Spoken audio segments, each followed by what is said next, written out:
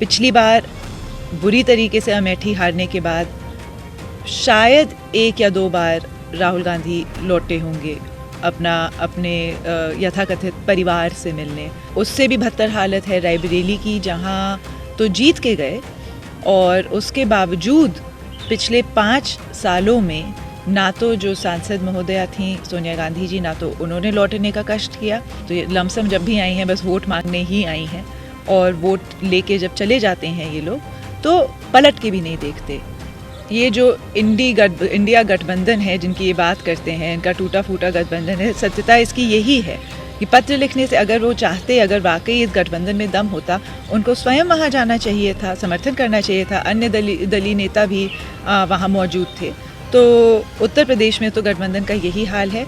EVM की बात कर रहे हैं, मुझे ये नहीं समझ में आता है कि जिन सूबों में ये जीत के जाते हैं, जिन प्रदेशों में ये जीत के गए हैं, और हिमाचल जीता है, कर्नाटक और अन्य तमाम जो भी इनके प्रदेश हैं जहाँ भी इन्होंने जीत दर्ज करी है, वहाँ ये ईवीएम का सवाल क्यों नहीं उठाते हैं? वहाँ कोई पेपर बैलेट वोटिंग तो हुई नहीं है। जो अभी तक ये जिन सीटों को ये अपना गढ़ कहते हैं, जिन क्षेत्रों को अपना गढ़ कहते हैं, अपना परिवार कहते हैं, इतने लंबे समय से इन सीटों से इनके परिवार के लोग प्रतिनिधित्व करते आ रहे हैं, अब तक इन्होंने इन सीटों की घोषणा नहीं करी है। इसी से इनका डर पता चल रहा है। पिछली बार बुरी तरीके से अमेठी हारने के बाद शायद एक या दो बार राहुल गांधी लौटे होंगे अपने यथाकथित परिवार से मिलने। जिस अमेठी ने हमेशा उनके खानदानियों का हमेशा साथ दिया है, उनका हमेशा साथ दिया है, अच्छे मतों से हमेशा उनको जिताने का काम किया है, माइनस पिछला चुनाव। उस अमेठी में इन लोगों ने लौटने तक का काम नहीं किया है। उससे भी बदतर हालत है रायबरेली की, जहां तो जीत के गए और उसके बावजूद पिछले 5 सालों में ना तो जो सांसद महोदया थी सोनिया गांधी जी, ना तो उन्होंने लौटने का कष्ट किया, और जो उनकी बेटी हैं एक बार मात्र वो आई थी, और वो भी विधानसभा के चुनाव में। तो ये लमसम जब भी आई हैं बस वोट मांगने ही आई हैं, और वोट लेके जब चले जाते हैं ये लोग तो पलट के भी नहीं देखते।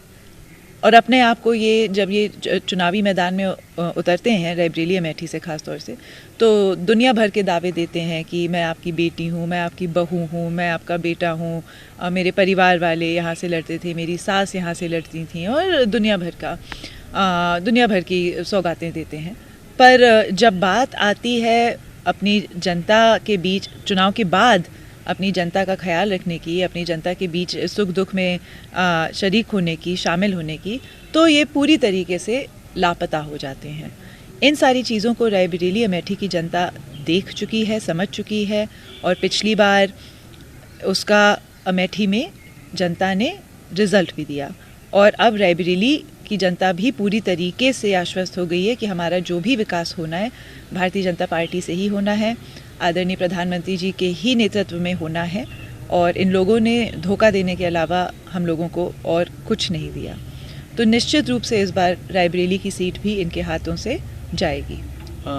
बात सामने रखी थी कि अमेठी और रायबरेली की ये जो सीट है, यहाँ से गांधी परिवार से ही हमेशा से कोई लड़ा है। उन्होंने ये भी इसके साथ बात कही कि जो जनता है या वहाँ के जो रायबरेली और अमेठी के आम नागरिक हैं, उनकी ये कहना है कि यहाँ से गांधी परिवार का ही कोई सदस्य लड़े। कितना सहमत हैं आप इस बात से? क्योंकि कांग्रेस तो हमेशा ये बात कह रही है कि वहाँ से जनता की ये पुकार है कि वहाँ कांग्रेस परिवार का ही कोई, गांधी परिवार का ही कोई सदस्य लड़े। यदि इतनी ही जनता की पुकार है तो आप बताएं, आपने अभी तक प्रत्याशी घोषित क्यों नहीं करें? चुनाव घोषित हो गया है रायबरेली अमेठी से, और यदि आप इतने आश्वस्त हैं अपनी जीत के और जनता की बड़ी भारी पुकार है वहाँ की, तो आपको हर बार गठबंधन करने की वहाँ क्या ज़रूरत पड़ती है?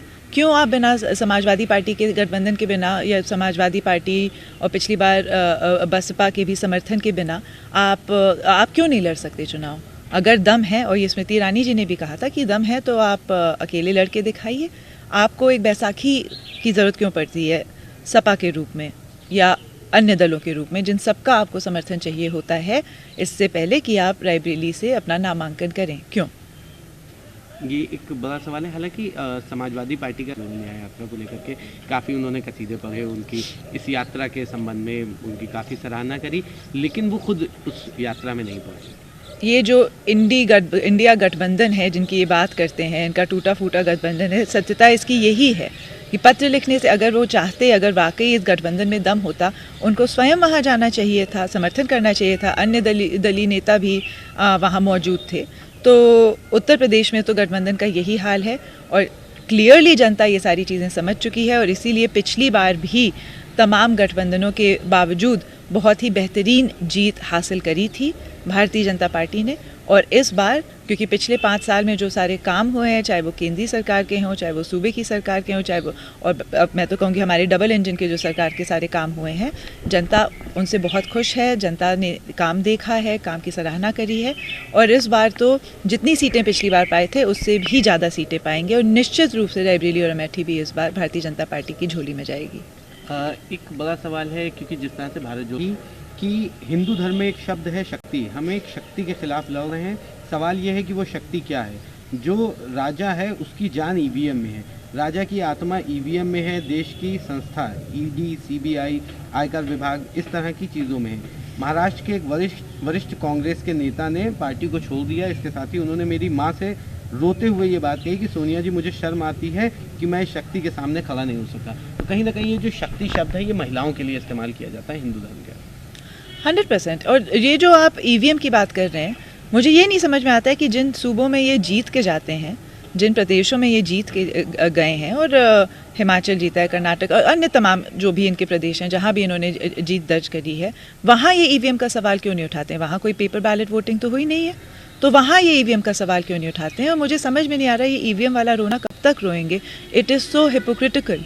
ये तो बहुत ही ज़्यादा हिपोक्रेसी की बात है कि आप उन प्रदेशों में सवाल नहीं उठाते हैं या उन सीटों पे सवाल नहीं उठाते हैं जहाँ आपके प्रत्याशी जीत दर्ज करके आते हैं। तो मेरे ख्याल से और कुछ करें या ना करें, इनको कम से कम अपनी स्ट्रैटेजी तो ज़रूर बदलनी चाहिए।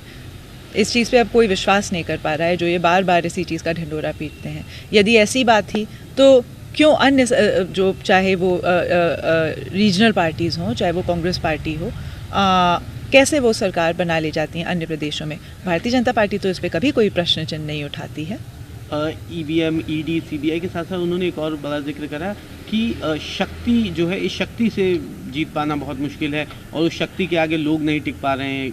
कैसे देखती हैं इसको, जो उन्होंने ये बयान दिया कि हिंदू धर्म में शब्द का इस्तेमाल किया जाता है? शक्ति है, शक्ति है, शक्ति संगठन की है, शक्ति हमारे माननीय प्रधानमंत्री जी की और उनके अच्छे कार्यों की है, शक्ति हमारे सभी जो अन्य अलग अलग सूबों के मुख्यमंत्री हैं, कार्यकर्ता हैं, छोटे से छोटे बूथ लेवल कार्यकर्ता की जो आप मेहनत देखेंगे, जैसे वो पन्ना प्रमुख बनाते हैं, कैसे पूरे 5 साल हम लोगों की पार्टी के कार्यक्रम मिलते रहते हैं, जिसका बहुत अच्छी तरीके से हर एक छोटे से छोटा कार्यकर्ता हो, चाहे वो हमारे प्रधान सेवक हों, चाहे वो हमारे बूथ लेवल कार्यकर्ता हों, सभी उसी मेहनत से जुटते हैं ग्रास रूट लेवल वर्क पे जैसे जुटना चाहिए। तो निश्चित रूप से ये शक्ति है और ये भारतीय जनता पार्टी के हर एक कार्यकर्ता में ये शक्ति है। हमारे शीर्ष नेतृत्व से हमको ये शक्ति आती है। एक आखिरी सवाल रहेगा, अभी 13 करोड़ लोग बिहारी हैं, इसलिए सीए, एनआरसी या एनपीआर कोई भी आवश्यकता नहीं है। सीए कार्यान्वयन पे जेडीयू नेता खालिद अनवर ने ये बात कही है। जेडीयू नेता ने क्या बात कही है? उन्होंने कहा है कि सीए बिहार में लागू नहीं होगा, बिहार के सभी लोग बिहारी हैं, इसलिए बिहार में सीए, एनआरसी, एनपीआर इस तरह की कोई भी चीज़ लागू नहीं की जाएगी। उनके कहने से होगा क्या? उनके कहने से या ना कहने से कोई भी चीज़ होगी क्या? जो भी निर्णय लिया गया है, सीए का जो लॉ पास किया गया है, उसका मैं स्वागत करती हूँ और बहुत धन्यवाद देना चाहती हूँ हमारे शीर्ष नेतृत्व को, जिन्होंने इतना सोचा उन सभी रिफ्यूजीज़ के बारे में, उन सब लोगों के बारे में, चाहे वो हिंदू धर्म के हों चाहे गैर धर्म के हों, जो अपने देश, जो स्वदेश लौटना चाह रहे हैं। तो इसमें कोई भी टिप्पणी करनी बहुत ही गलत बात है और उनको ऐसे मुद्दों पे टिप्पणी करने से अपने आप को रिफ्रेन करना चाहिए।